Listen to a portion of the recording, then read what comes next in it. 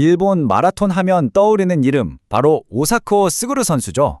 근데 이 선수의 기록이 그냥 열심히 뛰어서만 나온 게 아니라는 사실 알고 계셨나요? 정말 자신의 모든 걸 걸고 달리는 자세, 그러니까 주법 자체를 완전히 바꿔버리는 엄청난 도전을 했거든요. 오늘 그 위험했지만 결국엔 위대했던 포아푸스로의 여정을 한번 같이 파헤쳐 보겠습니다.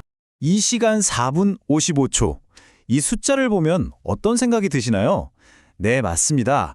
이게 바로 2020년 도쿄 마라톤에서 오사코 스구루 선수가 세운 일본 신기록이에요. 근데요, 이건 그냥 숫자가 아니에요. 정말 길고 고통스러웠던 한 선수의 진화가 담긴 뭐랄까, 한 편의 드라마 같은 거죠. 과연 어떤 이야기가 숨어 있을까요?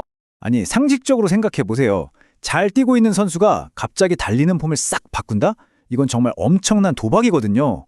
그래서 오늘 우리가 던져볼 질문은 바로 이겁니다. 대체 어떻게 달리는 자세를 급진적으로 바꾼 게 그냥 개인 기록 좀 단축한 수준을 넘어서 아예 나라 기록을 갈아치우는 결과로 이어질 수 있었을까요?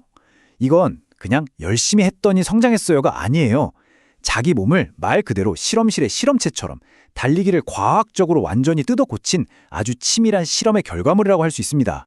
자, 그래서 오늘 이런 순서로 한번 이야기를 풀어가 보려고 합니다. 첫 번째, 오사쿠 선수의 그 유명한 오리건 프로젝트 실험에 대해 알아볼 거고요. 두 번째로는 그가 퍼어풋을 위해 치러야 했던 대가, 그리고 그 현실적인 문제들을 짚어볼 겁니다. 세 번째, 그래서 그가 찾아낸 진짜 해답은 뭐였는지, 바로 무게중심 아래 착지의 비밀을 파헤치고요. 네 번째, 이걸 우리 같은 일반 러너들에게 어떻게 적용할 수 있을지 실용적인 가이드도 드릴 거예요. 그리고 마지막으로 과연 완벽한 달리기 자세라는 게 있긴 한 건지 그 본질에 대해 이야기하면서 마무리하겠습니다. 오사코 스구루 선수. 원래는 일본에서 정말 탄탄대로를 걷던 엘리트 선수였어요. 뭐랄까, 그냥 그 길로 쭉 갔어도 성공은 보장된 선수였죠. 그런데 이 선수가 갑자기 모두의 예상을 뒤엎고 그 안정적인 길을 박차고 나갑니다. 어디로? 바로 미국으로요. 완전히 새로운 길을 찾아서 떠난 거죠. 바로 이 결정이 모든 변화의 시작점이었습니다. 과연 이 선택이 그의 인생을 어떻게 바꿔놓았을까요? 자, 이 타임라인을 보시면 그의 결단이 얼마나 대단했는지 알 수 있어요.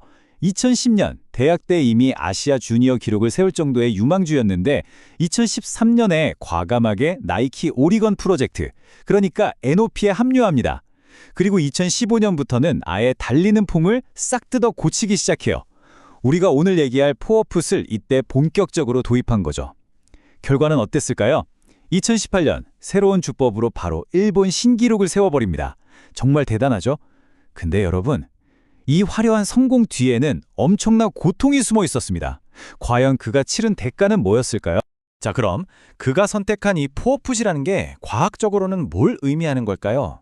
간단히 말해서 발 뒤꿈치, 리어풋이 아니라 발 앞부분으로 먼저 땅에 닿는 거예요. 이렇게 하면 우리 아킬레스건이 마치 캥거루의 힘줄처럼 강력한 스프링 역할을 하게 됩니다. 땅을 딛는 순간 에너지를 저장했다가 팡 하고 터트리면서 앞으로 튕겨나가는 거죠. 이런 상으로는 정말 최고의 효율을 낼 수 있어요. 하지만 세상에 공짜는 없죠.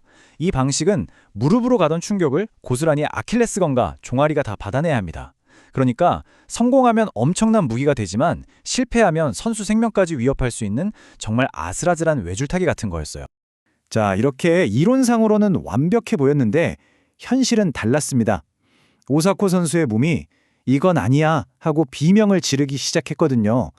이제부터 그 이론이 현실의 벽에 어떻게 부딪혔는지, 그가 어떤 대가를 치렀는지 한번 자세히 들여다보겠습니다. 네, 이론은 혹독한 현실과 마주했다. 이 한 문장의 모든 걸 설명해 주는 것 같아요. 겉으로는 일본 신기록을 세우면서 승승장구하는 것처럼 보였지만 그 뒤에서는 그의 몸이 망가지고 있었던 거죠. 새로운 주법, 효과는 확실했습니다.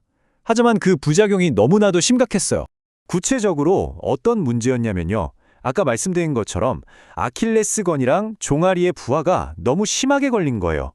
그래서 2015년, 2016년 이 시기에는 정말 부상을 달고 살았다고 합니다. 그리고 결정적인 사건이 터지죠. 바로 2019년 도쿄올림픽 선발전이었던 MGC에서였어요. 여기서 그의 완벽해 보이던 포어풋이 한계를 드러냅니다. 폼은 정말 멋있고 역동적인데 42.19km를 뛰는 내내 유지하기에는 에너지 소모가 너무 컸던 거예요. 한마디로 비효율적이었던 거죠. 결국 오사쿠 선수 스스로도 인정하게 됩니다. 착지 메커니즘에 너무 집착하면 오히려 움직임이 부자연스러워진다. 이 말을 통해 깨달은 거죠. 아, 내가 너무 발 앞부분으로 닿아야 해 라는 모양에만 집착했구나. 이게 다가 아니구나. 뭔가 더 중요한, 더 본질적인 게 있겠구나 하고 말이죠. 그렇게 수많은 부상과 실패를 겪은 끝에 드디어 그는 해답의 실마리를 찾아냅니다. 그건 바로 관점의 전환이었어요. 발이 어떻게 땀에 닿느냐, 그러니까 포어풋이냐 리어풋이냐 하는 문제에서 벗어나서 발이 어디에 닿아야 하는가 하는 문제로 시선을 돌린 겁니다. 이게 바로 그의 커리어를 구원한 정말 위대한 통찰이었습니다. 보시면 확 와 닿으실 거예요. 예전에는 무조건 앞꿈치로 착지해야 해. 이게 목표였다면 이제는 발을 내 몸의 무게중심 바로 아래에 두자. 이게 새로운 원칙이 된 거죠. 그러니까 발 모양이라는 겉모습에 집착하는 대신 무게중심이라는 더 근본적인 원리에 집중하기 시작한 거예요. 바로 이게 그가 부상 없이 더 빠르게 달릴 수 있게 된 진짜 비결이었습니다. 그리고 이 깨달음은요, 곧바로 기록으로 증명됩니다. 훨씬 효율적이고 몸에 부담도 덜 가는 이 새로운 접근법이 그의 달리기 퍼즐의 마지막 한 조각이었던 셈이죠.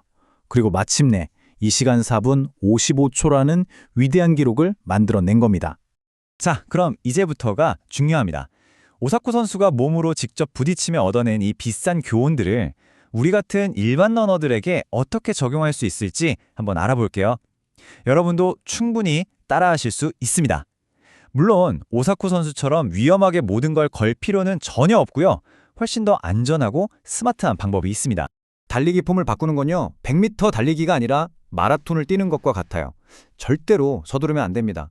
우리 몸이 새로운 움직임에 적응하고 또 거기에 필요한 근육들이 자라날 시간이 반드시 필요하거든요. 여기 보시는 것처럼 최소 몇 달은 잡아야 하는 장기 프로젝트예요.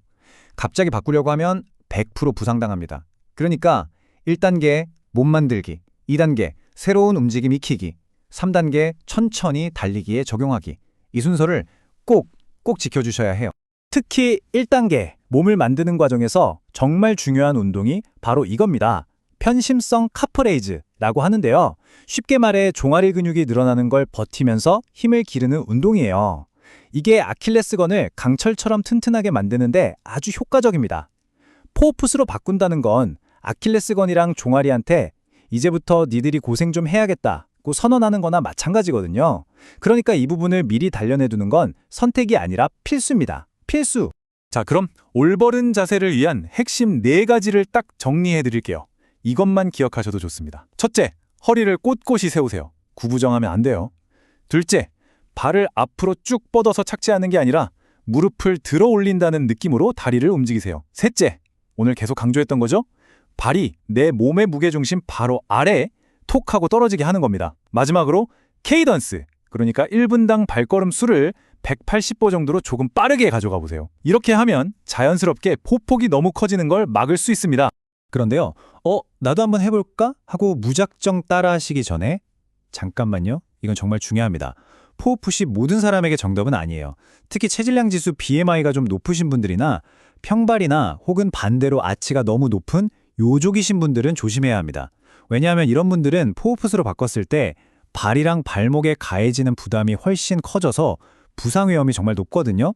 이럴 땐 혼자 시도하기보다는 전문가와 꼭 상담을 해보시거나 지금 자세를 조금 더 효율적으로 다듬는 방향으로 접근하는 게 훨씬 안전합니다. 자, 이제 거의 다 왔습니다. 결론을 말씀드릴게요. 좋은 달리기 자세의 진짜 목표는요, 포어풋이라는 어떤 종교적인 신념을 따르는 게 아니에요. 그게 아니라 내 몸에 가장 잘 맞는, 가장 효율적인 움직임을 찾아가는 과정 그 자체입니다. 오늘 이야기의 핵심 다시 한번 정리해 드릴게요. 포어풋으로 뛰면 무조건 빨라진다. 이건 사실 미신에 가깝습니다. 진짜 현실은 뭐냐? 오사쿠 선수가 온몸으로 깨달은 것처럼 발 앞꿈치로 닿든 뒤꿈치로 닿든 그게 중요한 게 아니라 내 몸의 무게중심 바로 아래 착지하는 것. 이게 가장 효율적이고 안전한 방법이라는 겁니다. 이 데이터 한번 보세요. 정말 재밌지 않나요? 세계에서 제일 잘 뛴다는 선수들이 모인 세계선수권 대회인데 무려 67%가 뒤꿈치 착지, 즉 리어풋으로 뛴다고 합니다. 우리가 그렇게 좋다고 생각했던 푸어풋은 단 2%밖에 안 돼요. 이게 뭘 의미할까요? 맞습니다. 세상에 이것만이 정답이다 하는 완벽한 달리기 자세는 없다는 아주 강력한 증거죠. 결국 나한테 맞는 게 최고의 자세인 겁니다. 그러니까 진짜 목표는 발 모양을 억지로 바꾸는 게 아니라 더 똑똑하게, 더 효율적으로 달리는 법을 배우는 겁니다. 오사쿠 스구루의 이야기가 우리에게 던지는 마지막 질문이 바로 이거예요. 자, 이 영상을 보신 여러분, 다음에 달리러 나가실 때 여러분의 발은 어디에 닿을 것 같으신가요? 앞꿈치인지 뒤꿈치인지가 아니라 그 착지 위치를 한번 의식해 보세요. 오사쿠 선수가 위대한 진화를 이뤄냈듯이 여러분의 달리기에도 새로운 진화가 시작되길 진심으로 응원하겠습니다.